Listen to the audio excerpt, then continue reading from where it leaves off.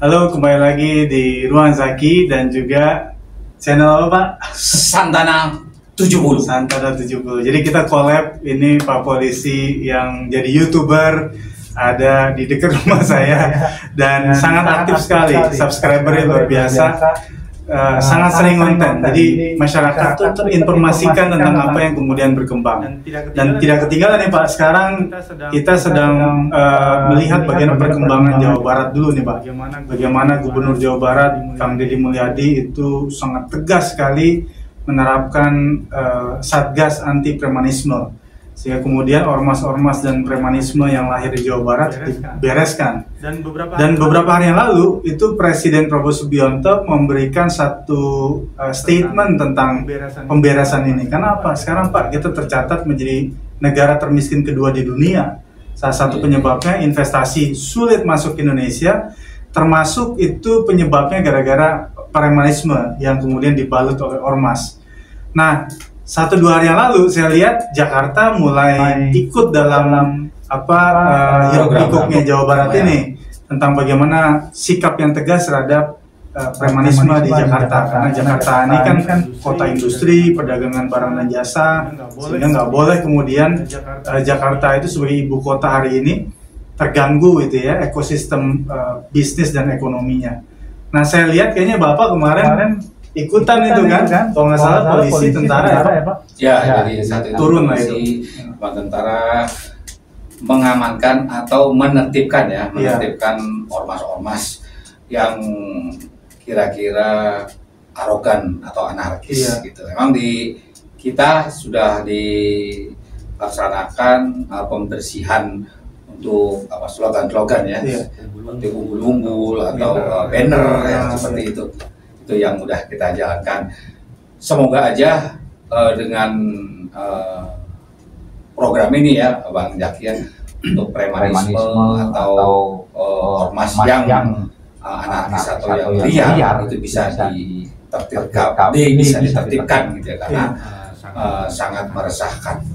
Nah, biasanya tuh Pak, kalau yang hari-hari kita temuin lah, terutama mungkin kan biasanya industri Pak, para pengusaha tuh Pak ya, yang paling merasakan bagaimana premanisme itu yang diinisiasi oleh ormas itu cukup mengganggu lah kehidupan mereka.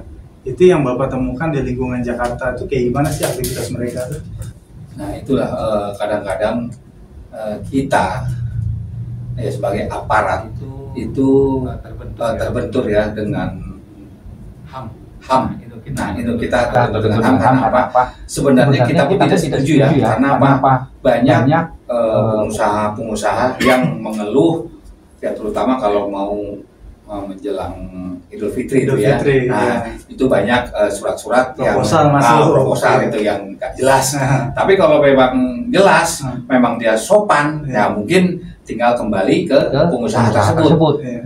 Dapat nggak, bisa nggak dikondisikan, seperti itu.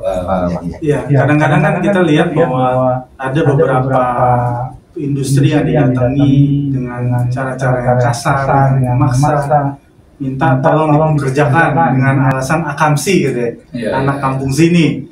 Dan itu ternyata menyebabkan dianggap sebagai teror bagi para pengusaha. Karena apa? Yang terjadi itu kan mereka punya mekanisme internal seleksi ya, karyawan. Siapapun boleh masuk, mau orang situ, mau orang dari luar kota. Yang penting mereka ikut seleksi, hasilnya objektif dan akhirnya siapa yang dipertimbangkan gitu.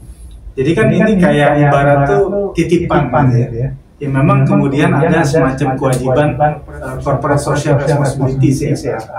Dan itu kan amanat undang-undang pasti dijalankan oleh perusahaan. Tapi ketika kemudian dia mengatasnamakan akamsi dan kemudian juga seringkali atas dasar hukum, padahal si pengusaha itu sudah menjalankan hukum dengan baik, cuma gara-gara gertakan dan fobia rasa takut yang dipancarkan itu akhirnya membuat orang lama-lama berpikir udahlah gue pindah aja. Itu terjadi Pak pada banyak tempat di Jawa Barat misalnya Karawang yang terakhir ini yang BYD mobil BYD China itu kan bikin pabrik di Subang, Jawa Barat. Itu akan dianggap sebagai pabrik industri otomotif terbesar di Asia Tenggara. Diganggu juga sama ormas. Dan akhirnya nggak bisa kita salahkan ketika kemudian mereka akhirnya hengkang ke Vietnam. Karena kalau kita lihat di Vietnam itu ketika ada investor asing datang, dia akan bilang ke pemerintah Vietnam, saya butuh misalnya 18.000 karyawan. Dia cariin, Pak. Saya butuh misalnya 1.000 hektar tempat untuk bangun pabrik saya. Dicariin sama pemerintahnya. Dan tidak ada pungli, tidak ada premanisme yang sebagaimana kemudian kita rasakan di Indonesia. Nah itu yang membuat kemudian Vietnam hari ini cepat sekali pertumbuhan ekonomi. Dan mereka berani untuk memberikan banyak insentif pajak dan lain sebagainya. Nah ini kan yang membuat akhirnya PHK kita sudah di angka 7 juta lebih sekarang. PHK kita sekarang nih, hitungan beberapa hari terakhir ini menunjukkan bahwa harusnya menjadi introspeksi diri kita. Kalau memang sudah ditemukan asal penyakitnya adalah tadi premanisme ormas itu, maka harusnya sudah kita bereskan. Karena ormas tidak semuanya buruk, tapi juga tidak semuanya baik gitu kan.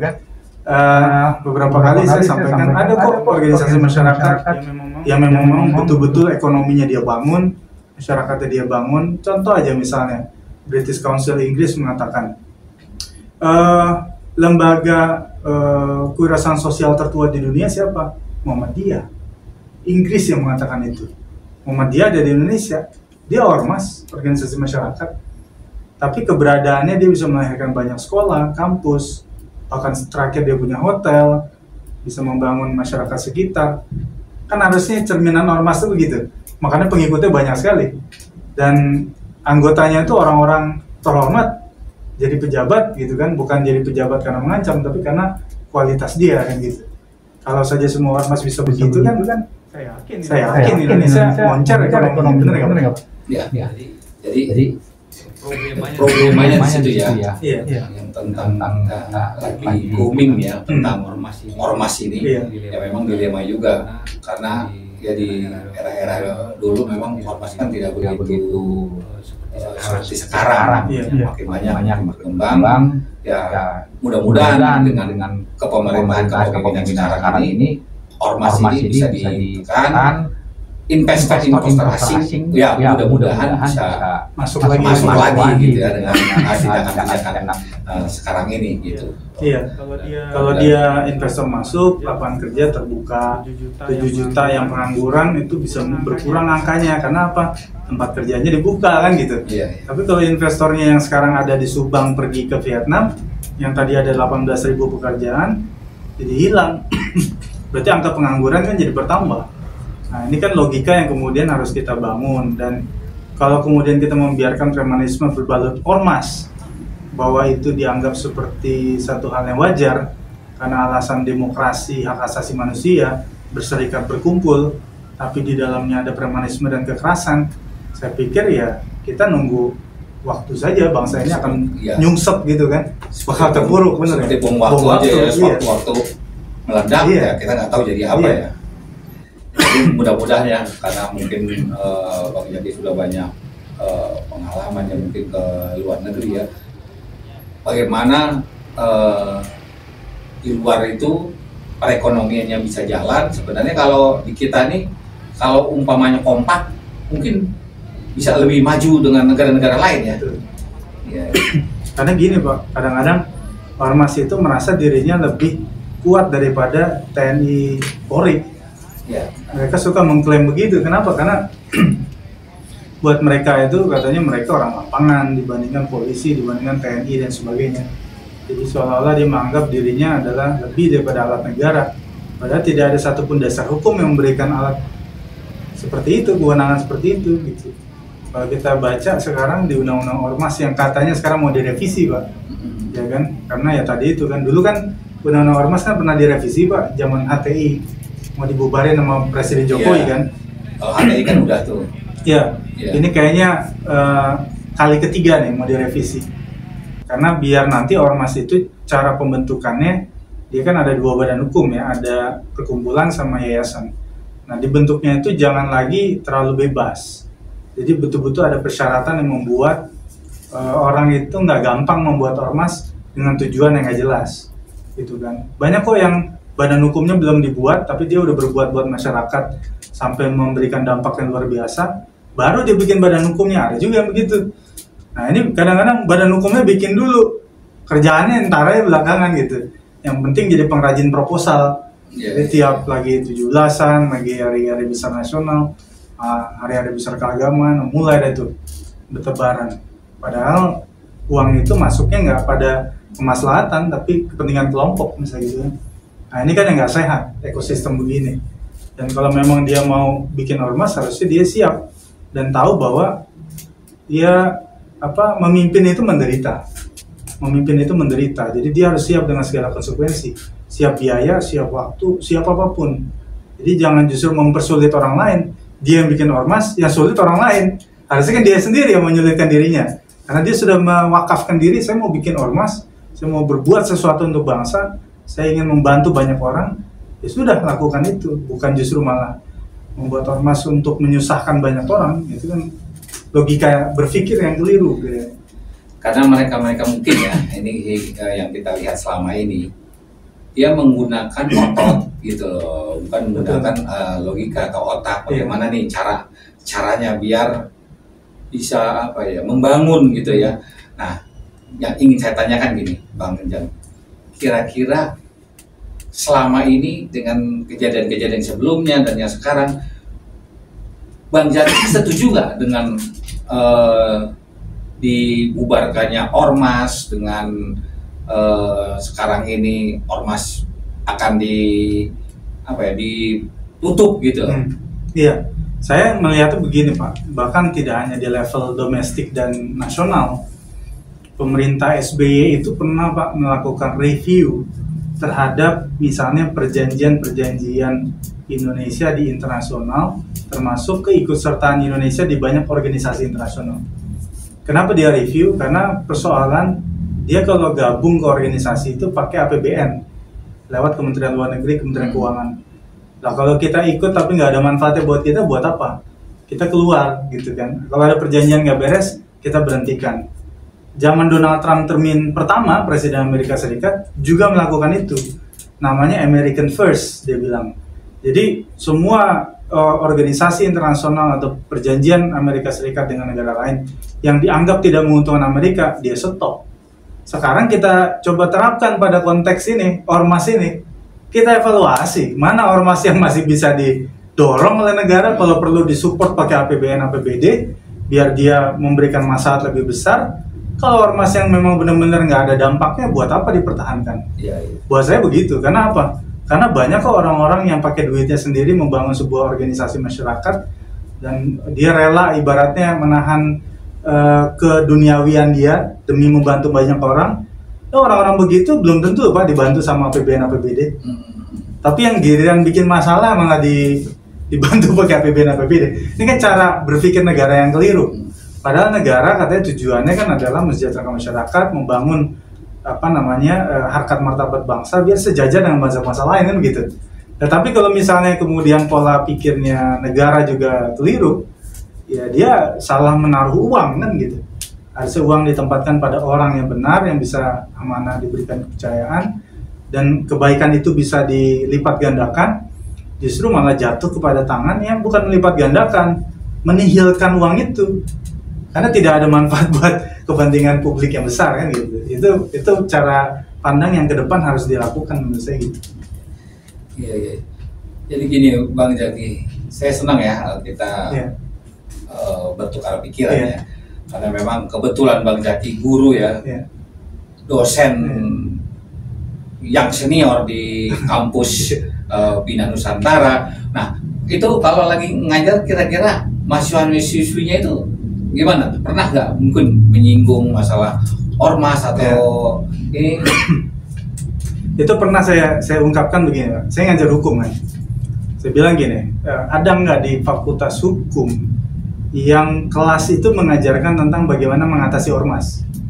Karena menjadi pengacara Pak, itu ketika misalnya ada putusan pengadilan soal satu objek, misalnya rumah atau bangunan, itu mau disita, Pak. Biasanya ketika juru sita dari pengadilan datang, orang ini misalnya punya duit, dia sewa ormas, itu banyak nahan itu kan, biar nggak terjadi sita kan. Nah, kan ini kan ada lawyer di sana, kan ada pengacara di sana. Bisa nggak lawyer itu punya kemampuan negosiasi atau penyelesaian masalah untuk mengatasi ormas itu? Apapun caranya, mau cara soft, mau cara yang hard, dia harus berani, dia harus punya mental. Pengacara itu bukan berani ngomong depan jaksa sama hakim atau pengacara lawan saja, tapi di luar pengadilan dia juga harus punya kemampuan dan mentalitas. Nah, saya kasih contoh banyak hal tentang bagaimana keberanian saya menghadapi ormas. Keberanian itu karena menurut saya, ormas itu, Pak, kalau kita lihat dulu waktu zaman Lebaran, ada yang datang di Bekasi, Pak, di satu pabrik, ketemu security. Intinya dia mau ketemu siapa sih? Pemilik kan? Tapi sama security bilang orangnya nggak ada, bisa gitu ya. Nah, saya selalu memakai satu cara pandang itu, Pak. Ngapain saya nyuruh orang lain, tangan kanan saya untuk ketemu ormas? Saya aja langsung turun, biar cepat waktunya kan gitu. Nah, saya pengen tahu apa keinginan mereka, dan saya ingin berdebat masalah hukum. Tapi kalau tidak berdebat soal hukum, saya pikir saya nggak akan ngeladenin. Karena ya buang waktu. Karena kalau misalnya kemudian kita tidak masuk dalam koridor hukum, dia akan berbicara ngalor ngidul yang pokoknya kan gitu kan. Pokoknya gitu. Kalau ada pokoknya itu kan udah susah, Pak. Kita nggak pakai basis undang-undang apa dan sebagainya. Makanya saya temuin, Pak. Saya selalu traktir makan. Saya ngobrol di sana. Nah, setelah dia tahu saya, Pak, karena kan pasti kan ormas itu kan mikirnya kita itu pokoknya negatif ya, itu udah pasti tuh, ya kan. Udah saya ajak ngobrol sampai titik saya ladenin, sampai titik di mana dia udah nggak sanggup lagi. Kenapa? Ya karena dari segi mental, dari segi evidence, bukti, dari segi hukum, dari segi apapun, ya dia nggak bisa untuk melawan saya gitu. Nah, itu penting untuk kemudian di teman-teman fakultas hukum itu belajar tentang itu. Untuk apa? Untuk kita melihat bahwa nggak ada rasa jangan sampai takut dan jangan sampai kita jatuh cuma gara-gara rasa takut yang ditebar oleh ormas yang sebenarnya tidak punya kekuatan seperti alat negara seperti Pak Hilman atau teman-teman dari TNI dan sebagainya. Itu berbeda, jadi teman-teman harus tahu tentang itu.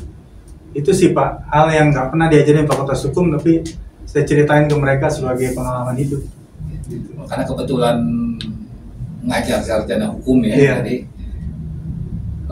memang khusus dosen hukum, jadi sebagai pengacara juga, jadi jam terbangnya udah banyak lah bagi enggak, tetap ini lah, ini senior itu Pak Hilman. Pokoknya Pak Hilman itu pas kemarin nyempotin bendera segala macam itu instruksi langsung dari Gubernur Jakarta. Iya, langsung jadi, gitu ya. Memang kita penertiban ya, jadi memang sudah kita laksanakan. Ya itulah, semoga nanti kedepannya lebih aman, lebih kondusif. Karena apa? Yang kita perangi sekarang ini premanisme, debt collector. Nah, itu yang kita nanti apabila mereka arogan, itu yang akan kita amankan, yang kita basmi, yang kita akan sikat. Gitu Bang Jaki. Masih banyak Pak Hilman ini obrolannya, karena nih orang yang turun langsung nyopotin bendera spanduk di Jakarta. Jadi ini cerita yang sangat hangat sekali, dan Pak Hilman ini pelaku sejarah juga nih buat kepemimpinan Pak Gubernur Pramono Anung ini kan, untuk tegas kepada premanisme di Jakarta. Oke, kalau gitu siap Bang Jaki. Masih banyak. Terima kasih. Sampai ketemu.